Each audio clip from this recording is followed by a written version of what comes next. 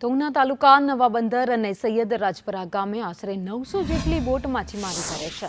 હાલમાં અરબી સમુદ્રમાં સર્જાયેલા લો પ્રેશરને કારણે 17 મેથી માછીમારીના ટોકન બંધ કરી દેવાયા છે અને દરિયામાં માછીમારી કરી રહેલી બોટને પરત આવવા માટે સૂચના આપી દેવામાં આવી છે। છતાં હજુ 20 થી 25% બોટો દરિયામાં માછીમારી કરતી નજરે પડી છે।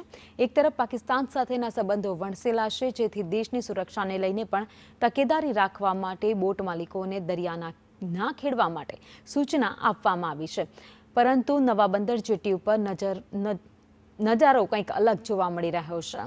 નવી બની રહેલ જેટીથી દૂર દરિયામાં 40 થી 50 બોટ માછીમારી કરતી નજરે પડી, ત્યારે આ માછીમારી કરી રહેલ બોટ માટે કોણ જવાબદાર? શું મરીન પોલીસની મીઠી નજર હેઠળ આ બધું જ ચાલી રહ્યું છે?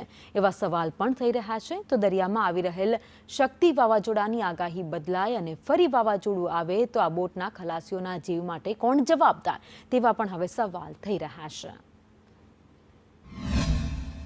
સરકારશ્રીના પરિપત્ર અનુસાર તમામ બોટોને અમે ટોકન 17 તારીખે સરકારે એલાન કર્યું હતું, તમામ બોટો બોલાવી લીધી છે અને તમામ બોટો તોફાનના કારણે અમે પાછી બોલાવી લીધી છે। અગાઉ પણ સરકારના પરિપત્ર આવ્યો હતો ત્યારે પણ અમે બોલાવી લીધી હતી। ભારે માછીમારને ઓનની સિઝન હાલાકી ભોગવવી પડે એમ છે, કારણ કે ધંધો જ સારો નથી થયો। બધી માછીમાર, ખલાસી, તમામ મજૂરો બધી બિચારા બેકાર બની ગયા છે।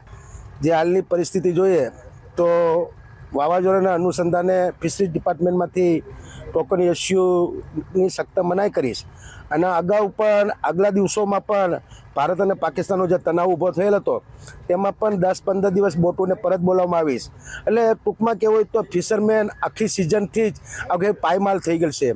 જે 1/8થી સ્ટાર્ટ જે સિઝન હતી એના બદલે સરકારના નિયમ પ્રમાણે, સરકારના કાયદા પ્રમાણે 15 ઓગસ્ટની જોગવાઈ કરી, એમાં પણ અમારા 15 દિવસ ગયા। એટલે આમ જોઈએ તો ફિશરમેન છે તે ક્યાંક ને ક્યાંક પાયમાલ થયેલો દેખાય છે। અરબી સમુદ્રમાં લો પ્રેશરના કારણે શક્તિ નામનું વાવાઝોડું છે તે સક્રિય બન્યું છે, ત્યારે ગીર સોમનાથના તંત્ર દ્વારા પણ એલર્ટમાં જોવા મળ્યું છે।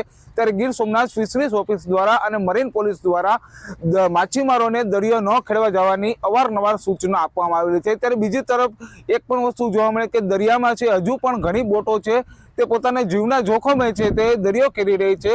ત્યારે આ સંદેશ ન્યૂઝની સ્ક્રીન ઉપર જોઈ રહ્યા છો કે આ બોટો નવા બંદરની બોટ છે તે ઘણી ખરી છે તે દરિયાકાંઠે આવી ગઈ છે અને ઘણી ખરી બોટો છે તે હજુ પણ સરકારના નિયમોનું ઉલ્લંઘન કરી અને દરિયામાં છે તે માછીમારી કરી રહી છે।